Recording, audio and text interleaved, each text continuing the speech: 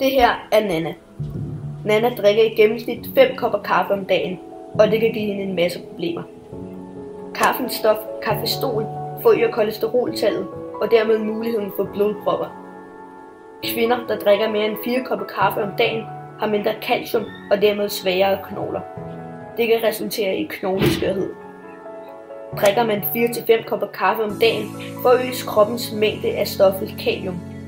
Kalium svækker cellernes evne til at arbejde og kommunikere. Nana er single.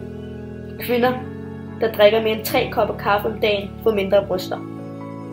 Hun har også forhåbninger om at få børn, men skal hun det, vil hun droppe kaffe helt under graviditeten. Kaffen mindsker barnets vægt og størrelse, og når barnet fødes, er barnet derfor ikke fuldt udviklet. Koffein er et opkvikkende middel, og derfor en stor søvnlighedskilde. Hvis hun har forhåbninger om hurtigt at falde i søvn, skal hun droppe eftermiddagskaffen helt. Men kaffe er faktisk super sund. Der er rent faktisk 2-3 gange så mange gode ting end dårlige ting i kaffe.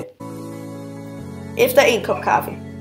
Koffeinen begynder at stimulere centralnervesystemet, der gladere.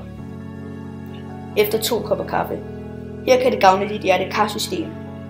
2 kopper kaffe forebygger også leverkræft og kræft i endetarmen. 3 kopper kaffe.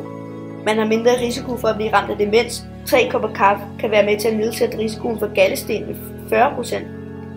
Kaffen kan også være med til at nedsætte risikoen for at udvikle type 2 diabetes.